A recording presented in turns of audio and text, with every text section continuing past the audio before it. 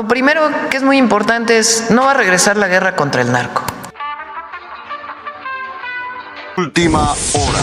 Capitan en México al alcalde de Chilpancingo, Alejandro Arcos Catalán, teniendo apenas 6 días en el cargo, y sucedió esto. Pero le pedimos a Dios que ellos hagan su trabajo, que ellos de verdad tomen en serio en defender la vida del pueblo, que no lo sometan a la esclavitud bajo el yugo de la violencia. El tema terrible del asesinato del párroco Marcelo Pérez Pérez ahí en San Cristóbal de las Casas, que era un lugar pacífico hasta que llegó el crimen organizado. Increíble. En menos de 10 días asesinan a otro alcalde en México. El alcalde de Candelaria Loxicha, Oaxaca, Román Ruiz Bohórquez, fue asesinado la noche del lunes por un desconocido. México es un país muy violento. No, es un país pacífico, fíjate. Para el presidente Andrés Manuel López Obrador, los homicidios dolosos en el país no son un indicador de la violencia. Te diría primero, no hay más violencia, hay más homicidios. Si México es un país pacífico, entonces Putin merece el Premio Nobel de la Paz. Mientras hoy México se hunde en la violencia y en la delincuencia, la nueva presidente de México, presidenta, ha anunciado que no le declarará la guerra a los narcos. Lo primero que es muy importante es, no va a regresar la guerra contra el narco. Narco feliz, oh Señor, dame amor. Y que mantendrá el mismo discurso progre, que defiende los derechos humanos de los delincuentes, al igual que su antecesor Manuel López Obrador. Y no es humano enfrentar el mal con el mal.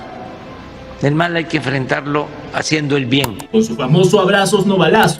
Aquí hay violencia que necesitamos acabarla, pero no con la ley de el talión, no, como quieren los conservadores. Hay que atender las causas. La paz es fruto de la justicia. Abrazos, no balazos. No les gusta, no me importa. Cuando vos veas un gobernante que no puede exterminar al crimen organizado, es porque está frente a un gobernante que muy probablemente sea cómplice del crimen organizado. Me canso ganso. Es decir, que repetirán el mismo modelo fracasado que tiene hoy a los mexicanos indefensos ante criminales que controlan el país.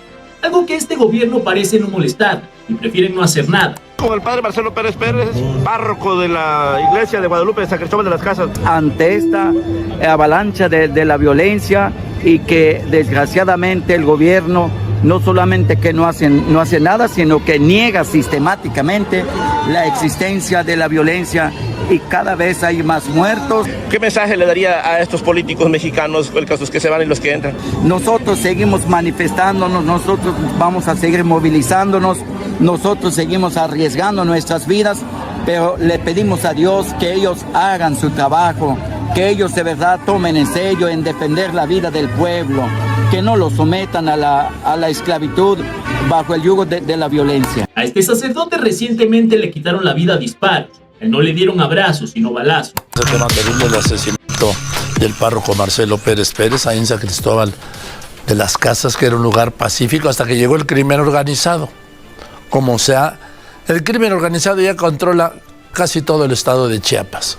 Esta es una reacción a los abrazos y no balazos del sexenio anterior, en donde el crimen organizado logró una extensión territorial y una ocupación territorial nunca vista en México. Además, la misma presidenta de México criticó el modelo de Bukele en El Salvador y manifestó que la mano dura y el autoritarismo lleva a situaciones terribles.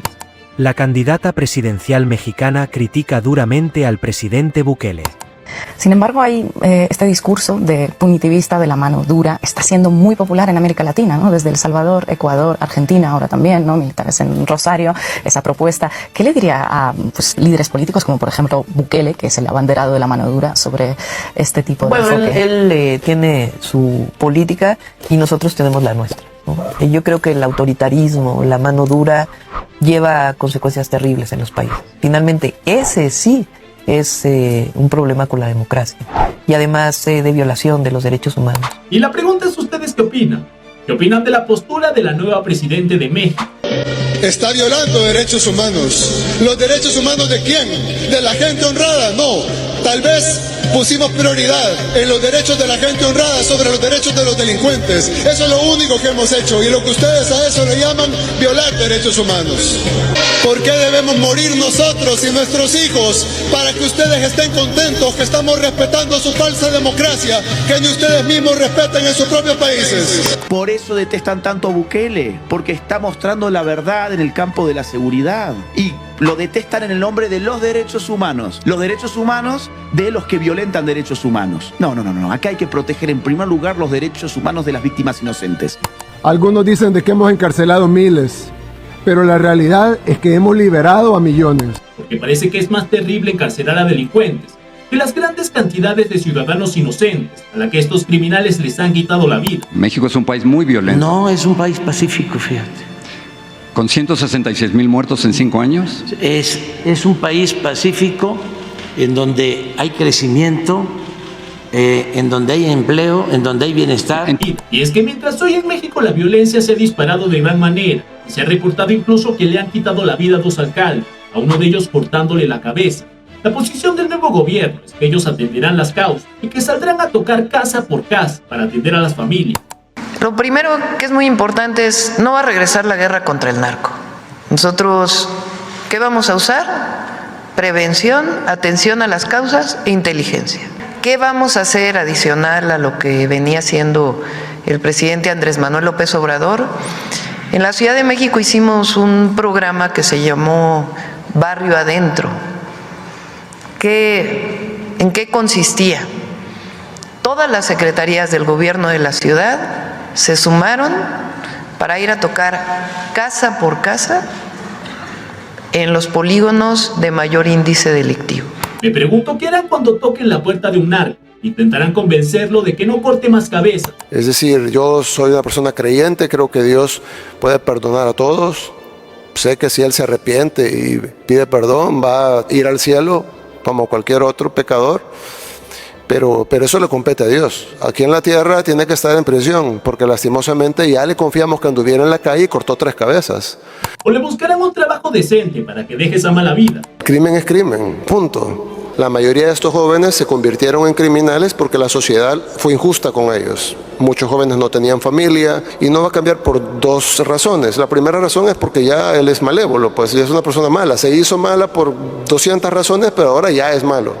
Y la otra razón es porque no hay un incentivo realmente para cambiar. No hay forma que el gobierno le ofrezca algo más que lo que está haciendo con el crimen. ¿Qué le vamos a dar? Un empleo de salario mínimo, o el doble del salario mínimo, o el triple del salario mínimo. Entonces nosotros entendimos a la fuerza que la única forma era ir tras el pandillero y arrestarlo. No para castigarlo, sino para sacarlo de la sociedad. Él tiene que estar fuera de la ecuación. Él no puede llegar a cobrar. Entonces el joven ya ahora piensa en sus nuevos incentivos y dice, bueno, ¿qué hago? ¿Me hago pandillero para que me lleven a prisión? ¿O mejor me pongo a trabajar y gano dinero que ahora nadie me va a quitar? Esta postura que está tomando el gobierno mexicano ya ha demostrado que no funciona.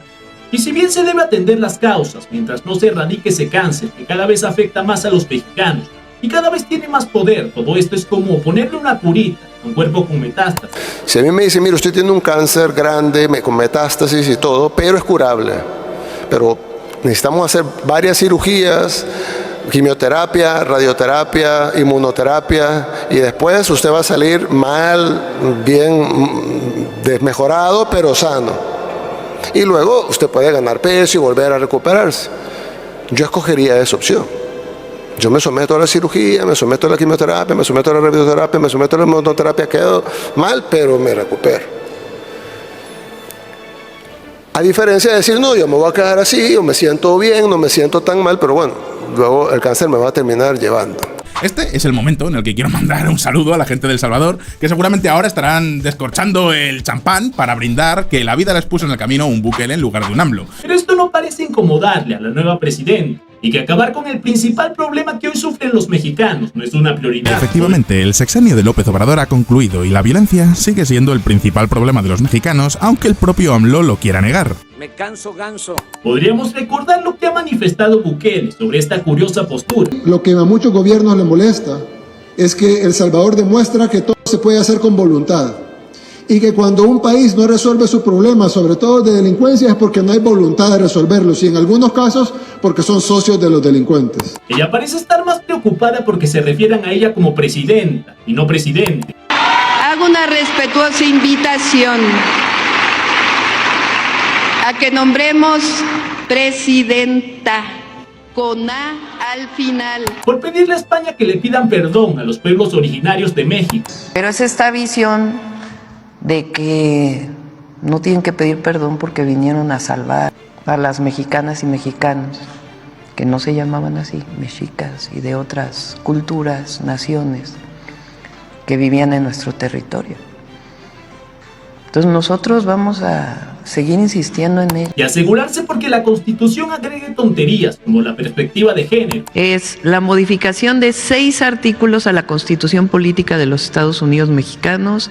En el artículo 21 se dispone de manera particular que las instituciones de seguridad pública ajustarán sus actuaciones a la perspectiva de género. Es decir, en seguridad y procuración de justicia tiene que establecerse la perspectiva de género. Demostrando claramente cuál es la agenda que quiere seguir. Bueno, la semana pasada, como todos sabemos, hubo el cambio en el Ejecutivo Federal. La doctora Claudia Sheinbaum asume como presidenta de la República, o presidente, mejor dicho. Presidenta.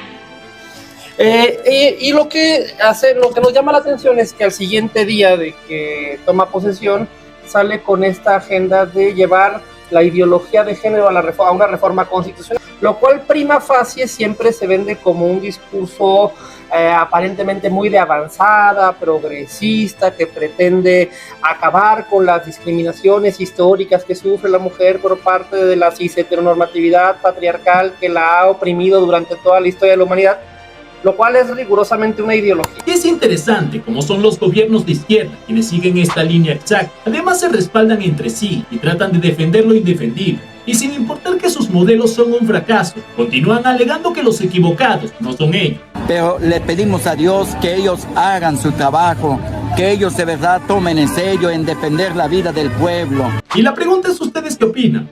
¿Qué opinan de la postura de la nueva presidenta de México? Sus críticas al modelo de Bukele. Déjenmelo allá abajo en los comentarios. Y ya saben, mi gente, si les gustó este video, no olviden dejar su like, suscríbanse, activen las notificaciones. Yo soy Gabo y nos vemos en el próximo video.